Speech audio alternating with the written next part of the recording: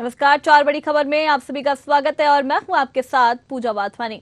आज की पहली बड़ी खबर वाराणसी से है, जहां बीजेपी लोकसभा चुनाव 2024 की तैयारियों में जुट गई है। वहीं दूसरी बड़ी खबर दिल्ली से है, जहां एलजी ने सीएम केजरीवाल के बयान पर पलटवार किया है। तीसरी बड़ी खबर वृंदावन से है, जहां श्री बांके बिहारी मंदिर के प्रस्तावित कॉरिडोर को लेकर विरोध बढ़ता ही जा रहा है। चौथी और आखिरी बड़ी खबर ग्वालियर से है, जहां ट्रेड फेयर मेले में इस बार भी लाखों रुपए की घाटा होने की आशंका है। तो आइए शुरू करते हैं चार बड़ी खबर।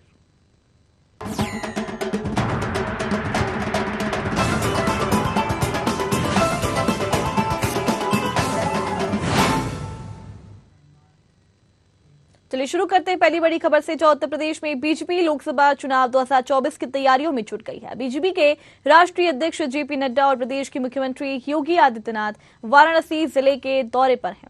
इस दौरान बीजेपी के राष्ट्रीय अध्यक्ष जेपी नड्डा ने 2024 में होने वाले लोकसभा चुनाव का आगाज गाजीपुर से कर दिया है। इस दौरान जेपी नड्डा ने एक जनसभा को संबोधित किया। उन्होंने लोगों से फसली बटेरों से दूर रहने की भी अपील की है। भारत न टूरिज्म करता है न सहता है, यह सबको पता है। वहीं सीएम योगी ने इस अवसर पर पूर्वांचल एक्सप्रेसवे, मेडिकल कॉलेज और गंगा विलास का जिक्र करते हुए सरकार की सफलताओं के बारे में भी बताया है। तो यह है आपके सामने पहली बड़ी खबर, जहां पर उत्तर प्रदेश में बीजेपी लोकसभा चुनाव 2024 की तैयारियों में जुट गई है।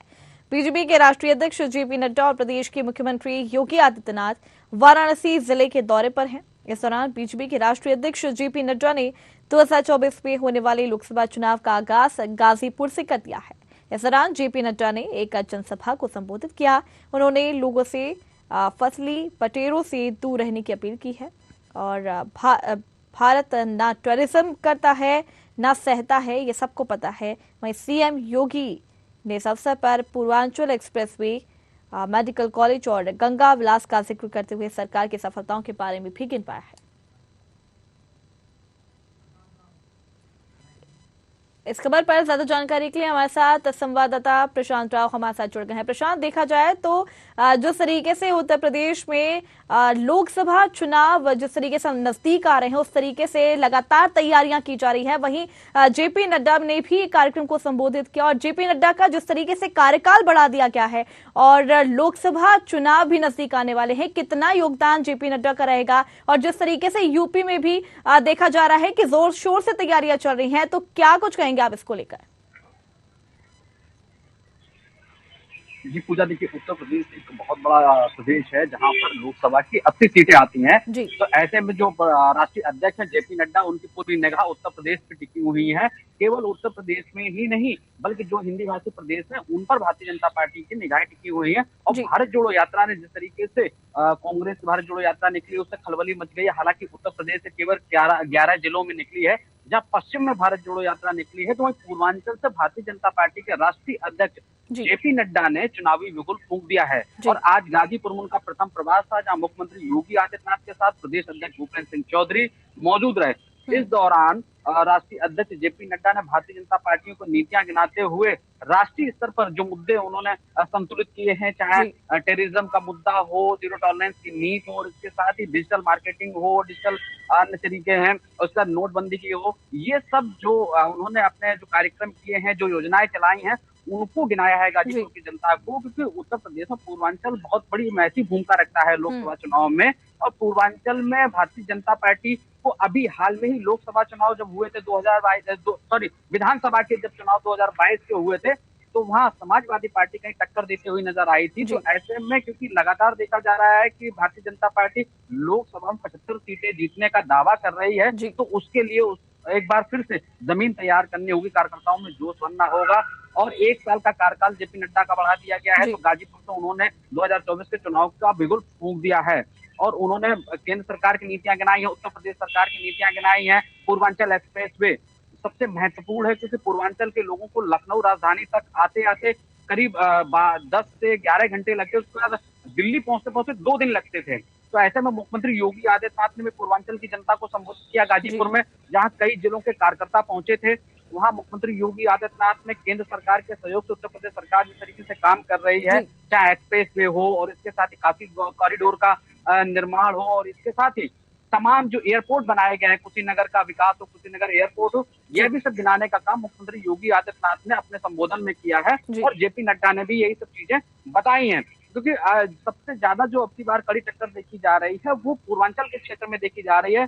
बहुजन समाज पार्टी अपनी पैठ बनाने में जुटी हुई है और इसके साथ ही समाजवादी पार्टी टक्कर, और तो वहीं कांग्रेस की जो भारत जोड़ो यात्रा निकल रही है, तो कुछ ना कुछ प्रभाव पड़ रहा है। और अभी हाल में ही उत्तर प्रदेश 2022 निकाय चुनाव होने थे, जिसमें ओबीसी आरक्षण को लेकर जो मुद्दा गरमाया हुआ है उसको संतुलित करने को लेकर भी ये बैठक अहम मानी जा रही है। और 2024 की तैयारियों को लेकर आज जो संबोधन हुआ है, जो रैली हुई है, उसमें भारतीय जनता पार्टी केंद्र और सरकार की नीतियों को जेपी नड्डा ने और मुख्यमंत्री योगी आदित्यनाथ ने गिनाया है। तो पूरा माहौल बनाने में जुटे हैं। करीब 20 से ज्यादा लोकसभा सीटें हैं जो खासा महत्व रखती हैं और उसको जीतने में अपना दल का भी महागठबंधन है और निषाद पार्टी का भी गठबंधन है पूर्वांचल में, उसको भी सजोने का काम भारतीय जनता पार्टी कर रही है कि किस तरीके से आगे आने वाले समय में, क्योंकि जो अपना दल हो या फिर निषाद पार्टी हो, दोनों अपनी सीटों की मांग कर सकते हैं। तो ऐसे में भारतीय जनता पार्टी पहले से अपने कार्यकर्ताओं को वहां पर लगाए रखना चाहती है ताकि भारतीय जनता पार्टी की स्थिति मजबूत हो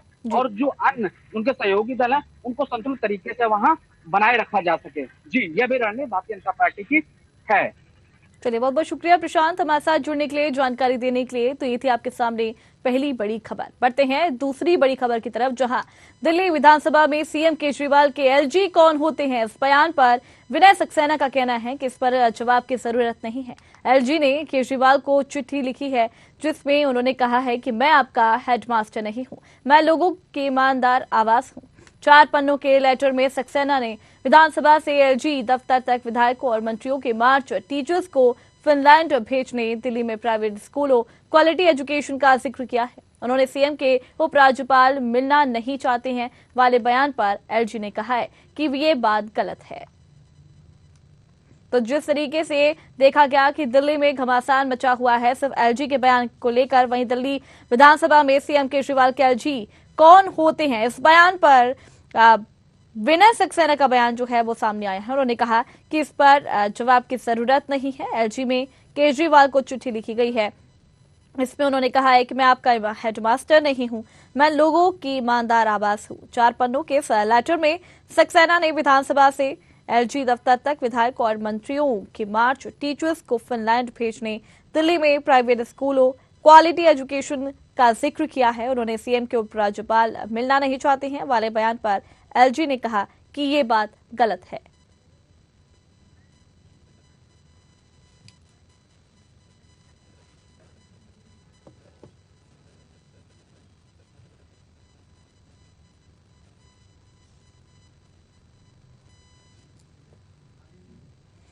तो इस खबर पर चर्चा करने के लिए हमारे साथ वरिष्ठ पत्रकार रमेश शर्मा जी हमारे साथ जुड़ गए हैं। रमेश जी, देखा जाए तो सीएम केजरीवाल ने जिस तरीके से ये बयान दिया है, तो एक सीएम का ये बयान देना कितना उचित है, क्योंकि जो एलजी का पद होता है वो एक संवैधानिक पद होता है, तो उसके बारे में इस तरीके से बोलना और सीएम होकर के ये बोलना आपको कैसा लगता है और कितना उचित है ये?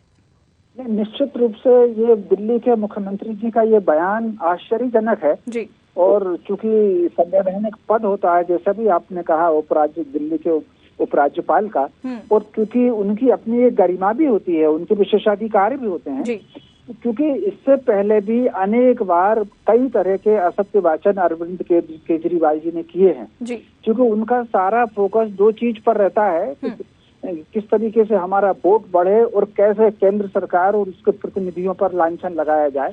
तो उनका ये बयान जो है उसी श्रृंखला का एक हिस्सा होता है। मोटे तौर पर अगर मान लीजिए इनको कोई निर्णय लेना है तो उनसे अनुमति लेने की इनको कठिनाई क्यों है, ये क्यों आखिर मनमाने निर्णय लेते हैं। तो कुल मिलाकर के ये चूंकि इनको बहुमत क्योंकि मिला हुआ है और फिर ये इस तरीके से खबरों में रहना चाहते हैं और जिस तरीके से अपनी पार्टी का विस्तार करना चाहते हैं, तो उसमें थोड़ा सा ये जो तनाव है, ये बयान है, ये सुर्खियां लेना मीडिया में, ये इसका हिस्सा है। कुल मिलाकर के अरविंद केजरीवाल जी का बयान बिल्कुल उचित नहीं है, मुख्यमंत्री की गरिमा के अनुरूप भी नहीं है। ठीक है, अगर बात करें तो जिस तरीके से एलजी ने 4 पन्नों का लेटर भेजा है, तो क्या 16 जनवरी को जब राष्ट्रपति ने कुछ पावर्स बढ़ा दी थी एलजी की, उसके बाद उन्होंने ये उनको लेटर्स भेजे हैं, क्या लगता है आपको? देखिए, मोटे तौर पर उन्होंने जो लेटर्स भेजे हैं निश्चित रूप से राष्ट्रपति जी की मंशा के अनुरूप और संविधान में जो उनको अधिकार दिए हैं और जिस आधार पर नीति निर्णय लिए जाने चाहिए, निश्चित रूप से उनका पत्र जो है उसके अनुरूप पत्र है। और इस पत्र, ऐसे पत्र पर प्रतिक्रिया देना या इस पत्र के विरुद्ध जाना, ये मैं समझता हूँ ये सरकार के लिए, आम आदमी पार्टी के लिए उचित नहीं है। चलिए, बहुत बहुत शुक्रिया रमेश जी हमारे साथ जुड़ने के लिए, जानकारी देने के लिए। तो ये थी आपके सामने दूसरी बड़ी खबर। चलिए बढ़ते हैं तीसरी बड़ी खबर की तरफ, जहां अगली खबर यूपी के वृंदावन से है, जहां ठाकुर श्री बांके बिहारी मंदिर के प्रस्तावित कॉरिडोर को लेकर विरोध बढ़ता ही जा रहा है। वृंदावन के साथ ब्रज के दूसरे धार्मिक स्थलों से लगातार समर्थन मिल रहा है।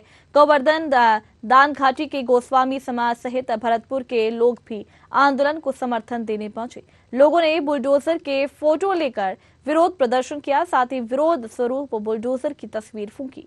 दरअसल व्यापारियों और गोस्वामी जनों का मन कॉरिडोर को लेकर चिंता है। लोगों को चिंता इस बात की है कि कॉरिडोर बना तो उनकी रोजी रोटी और परिवार का पालन पोषण करने में काफी दिक्कतों का सामना करना पड़ेगा। वृंदावन की कुंज गलियों के साथ साथ कॉरिडोर बनने से वृंदावन का अस्तित्व समाप्त हो जाएगा। हम लोगों के जो विरोध का आज जो है 9वां दिन है, उसी में पहले हमने जो है अधिकारियों की बुद्धि शुद्धि के लिए हवन यज्ञ किया था। आज हमने बुलडोजर का एक थोड़ा सा फोटो लेकर, बुलडोजर का बैनर लेकर हम लोग अधिकारियों को ये दर्शाना चाहते हैं कि वृंदावन में हमें जो हमारी धरोहर है, कुंज गलियाँ हैं, वही रहने दी जाए। यहाँ पर किसी भी तरह का बुलडोजर का कोई कार्य नहीं है। बांके बिहारी मंदिर में केवल व्यवस्था बनाने की जरूरत है। कॉरिडोर का यहाँ पर जो है बांके बिहारी क्षेत्र में क्या है, पूरे ब्रज चौरासी कोस में कोई जरूरत नहीं है। तो ऐसा हमारे जो है अधिकारियों से हमारा कहना है कि यहाँ से कॉरिडोर को ब्रज चौरासी कोस से कहीं हो जाएगा। सरकार हमसे मुआवजे की बात कर रही है। मुआवजा घर मकान का हो सकता है, मंदिरों का थोड़ी ना। ये तो हमारे घर मकान थोड़ी है, ये तो मंदिर हैं हमारे। तो मुआवजा भावनाओं का नहीं हो सकता। इसलिए हमारी उत्तर प्रदेश सरकार से, जिला प्रशासन से मेरा जो है पूरा हाथ जोड़कर निवेदन है कि वे हमारे ब्रज चौरासी कोस में कॉरिडोर रूपी जो राक्षस को जन्म दिया उसको यहाँ से कहीं और ले जाएं। हमें यहाँ वृंदावन में कॉरिडोर नहीं चाहिए, केवल यहाँ व्यवस्था चाहिए बांके बिहारी। तो इस खबर पर ज्यादा जानकारी के लिए हमारे साथ संवाददाता मोहम्मद फारूक हमारे साथ जुड़ गया है। फारूक जी, देखा जाए तो ठाकुर श्री बांके बिहारी मंदिर के प्रस्तावित कॉरिडोर को लेकर विरोध जो है लगातार बढ़ता ही जा रहा है। क्या कुछ ताजा अपडेट है अभी आपके पास? और यहाँ पर जो है बहुत तेजी से विरोध बढ़ता जा रहा है। आज जो है बुलडोजर का जो है पुतला लेकर उसको जो है जलाया गया है और बुलडोजर के जो फोटो हैं उसको जलाए गए हैं। जो और गोस्वामी है, सेवायत हैं और स्थानीय निवासी हैं, वो बिल्कुल भी कॉरिडोर के पक्ष में नहीं है। उनका कहना है कि हमारी रोजी रोटी चली जाएगी और हम जो है बेघर हो जाएंगे यहाँ पे। और जो प्राचीन स्वरूप है वृंदावन का, वो प्राचीन स्वरूप कॉरिडोर बनने से समाप्त हो जाएगा।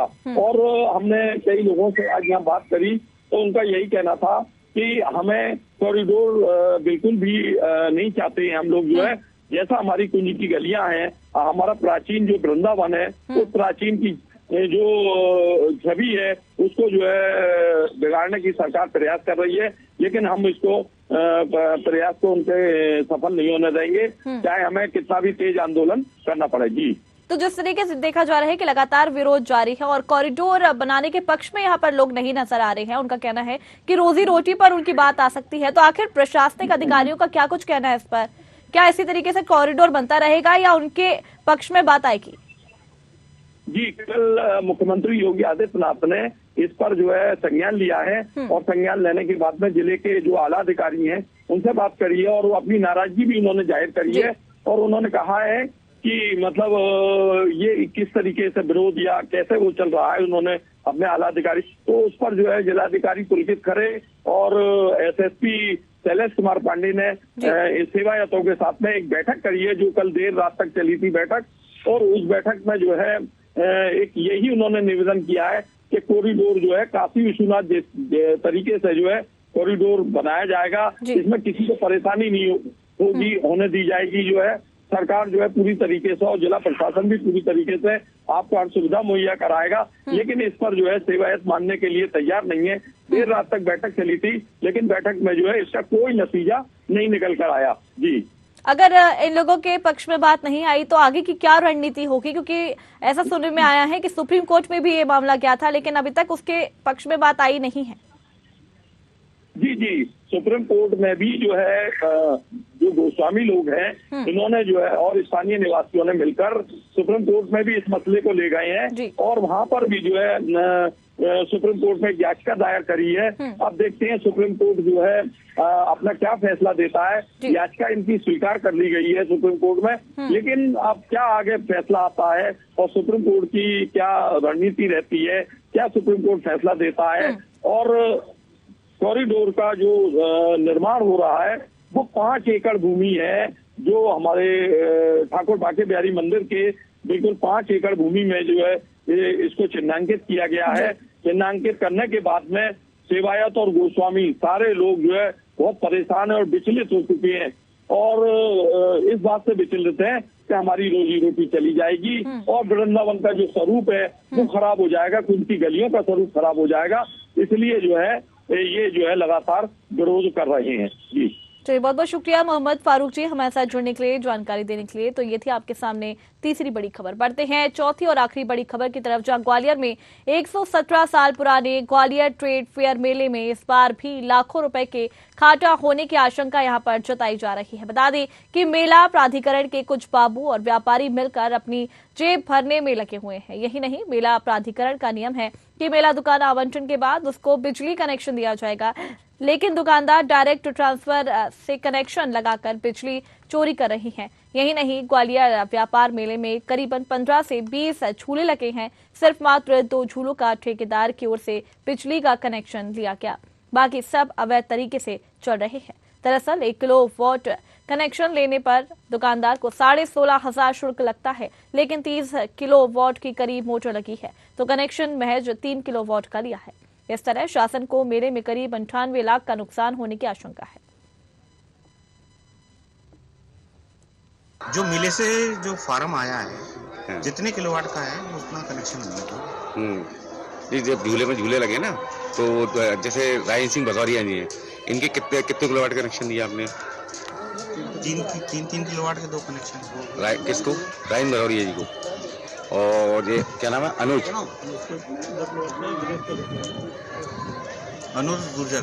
हाँ, 1-2 किलोवाट का है, दूसरा भी 2 किलोवाट। अच्छा, और जो झूले लगे हैं महेंद्र भटकारी जी के लगे हैं तो उनके कितने वाट के कनेक्शन है? उनके फार्म हमारे पास अभी प्राप्त नहीं हुए, उन्होंने मेले से कटवाए हैं, ये जानकारी हमारी को मिली है, लेकिन हमारे पास यहाँ पे जमा नहीं। मेला अच्छा चल रहा है, आप विजिट कर रहे हैं, आप जानकारी भी दे रहे हैं, अच्छी बात है। और जहाँ तक लाइट का आपने बताया तो ऐसा कोई पर्टिकुलर हो तो वो आप बतला दीजिए। और जहाँ तक बिजली के लिए है उसके लिए हमने कमेटी बना दी है, वो कमेटी 1 या 2 दिन में अपनी चेकिंग का काम शुरू करेगी। उसकी कमेटी बना दी, दोनों तरह की बना दी है हमने। हाँ, आप नहीं भी बताना चाहें तो वो कमेटी का प्रतिवेदन आ जाएगा तो आपको बता देंगे, और या आप मेरे को बता देंगे तो उस जगह जाके स्पेशली दिखवा लेंगे, उसमें कोई वो नहीं है। सर 12 नंबर छतरी पर सॉफ्टी वाला लगा हुआ है।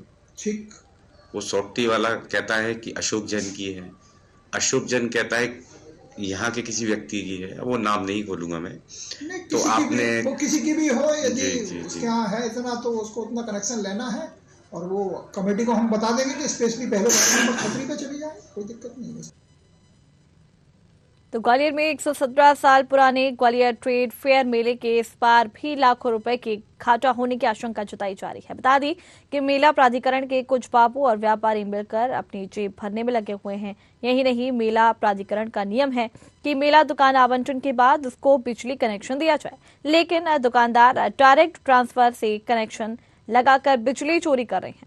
यही नहीं, ग्वालियर व्यापार मेले में करीबन 15 से 20 झूले लगे हैं। सिर्फ मात्र 2 झूलों का ठेकेदार की ओर से बिजली का कनेक्शन लिया गया है, बाकी सब अवैध तरीके से चल रहे हैं।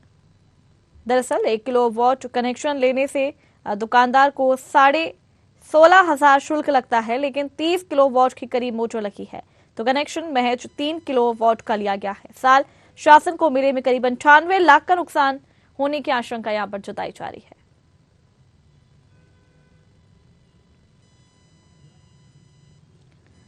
तो ग्वालियर में 117 साल पुराने ग्वालियर ट्रेड फेयर मेले में इस बार भी लाखों रुपए की घाटा होने की आशंका है। बता दें कि मेला प्राधिकरण के कुछ बाबू और व्यापारी मिलकर अपनी जेब भरने में लगे हुए हैं। यही नहीं, मेला प्राधिकरण का नियम है कि मेला दुकान आवंटन के बाद उसको बिजली कनेक्शन दिया जाए, लेकिन दुकानदार डायरेक्ट ट्रांसफर से कनेक्शन लगाकर बिजली चोरी कर रहे हैं। यही नहीं, ग्वालियर व्यापार मेले में करीब 15 से 20 झूले लग जाते हैं, लेकिन सिर्फ मात्र 2 झूलों का ठेकेदार की ओर से बिजली का कनेक्शन लिया गया है। बाकी सब अवैध तरीके से चल रहे हैं। दरअसल 1 किलोवाट कनेक्शन लेने पर दुकानदार को 16,500 शुल्क लगता है, लेकिन 30 किलोवाट के करीब मोटर लगी है तो कनेक्शन महज 3 किलोवाट का लिया है। और इस तरह शासन को मेले में करीब 98 लाख का नुकसान होने की आशंका है। तो बता दें आपको कि ग्वालियर में 117 साल पुराने ग्वालियर ट्रेड फेयर मेले में इस बार भी लाखों रुपए की घाटा होने की आशंका है। बता दें कि मेला प्राधिकरण के कुछ बाबू और व्यापारी मिलकर अपनी जेब भरने में लगे हुए हैं।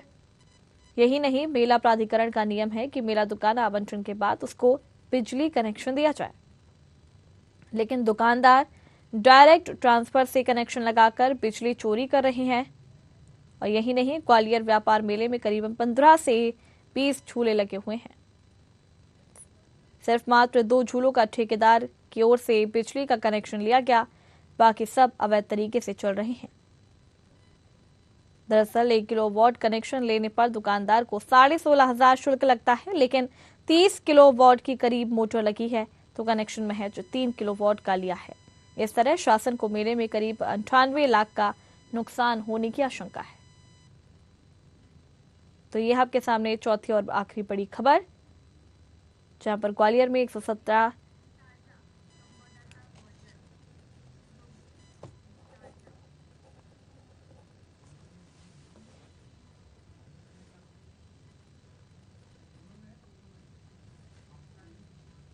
इस खबर पर ज्यादा जानकारी के लिए हमारे साथ संवाददाता योगेश हमारे साथ जुड़ गए हैं। योगेश, देखा जाए तो ग्वालियर ट्रेड फेयर मेले ने इस बार भी लाखों रुपए की घाटा होने की आशंका जताई है। क्या कुछ पूरा मामला है और किस तरीके से घाटा हो सकता है? देखिए, मैं जैसा कि आपको बता दूं कि ग्वालियर व्यापार मेले के अंदर एक नियम है यहाँ पर कि जैसे कि हम कनेक्शन कोई मेला प्राधिकरण देता है तो उसको 1 किलोवाट दुकानदार 2 किलोवाट देना है। और जो झूला सेक्टर जिनके 30 किलोवाट की उनकी मशीनें लगी हैं वहां पर, ठीक है, लेकिन कनेक्शन मात्र वो 3 किलोवाट का लेते हैं, जिससे 27 किलोवाट मतलब माइनस 27 किलोवाट मेला प्राधिकरण को नुकसान होता है। मेरी बिजली घर में जीएम से ही बात हुई इस संबंध को लेकर, लेकिन बिजली घर ने एक कनेक्शन वो मेला प्राधिकरण को दे देते हैं, उनको पूरी यूनिट मिलते हैं। इसका नुकसान किसको होता है? मेला प्राधिकरण को। यहाँ के कुछ लोग और यहाँ के जो व्यापारी संघ, जो अपने आप व्यापारी संघ बताते हैं, वो लोग इससे कई ऐसे तो यहाँ झूले सेक्टर ऐसे 19 से 20 जो यहाँ पर झूले सेक्टर झूले लगे हुए हैं, लेकिन उनमें मात्र 2 लोगों ने वहाँ पर पर्ची कटाई है झूले पे यहाँ पर। बाकी तो सब डायरेक्ट लाइन लगा के, मतलब जैसे कहते हैं डायरेक्ट लाइन लगाई है, वो कनेक्शन यहाँ पर चला रहे हैं लोग। उसका पूरा श्रेय मेला प्राधिकरण को हमने कई बार सचिव महोदय से बोल दिया। सचिव महोदय का हमेशा हमको आश्वासन देते हैं कि भाई हमने टीम बना ली है और उसको हम जाएंगे, चेक कराएंगे। तो कहीं ना कहीं नुकसान पूरे शासन को हो रहा है।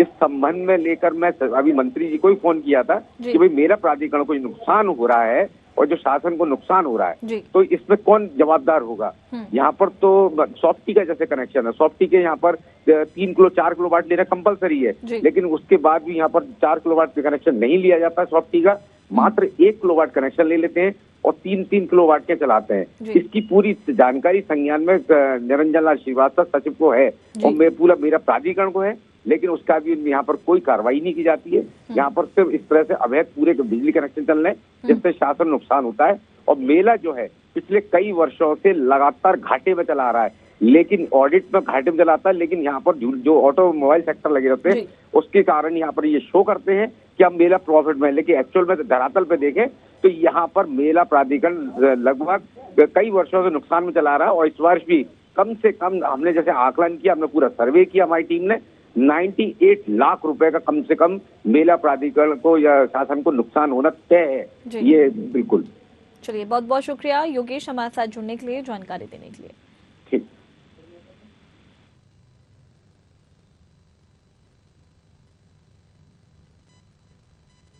तो ये थी आपके सामने 4 बड़ी खबर। अगली बार फिर मिलेंगे 4 नई बड़ी खबरों के साथ। तब तक के लिए देखते रहिए न्यूज़ 8। नमस्कार।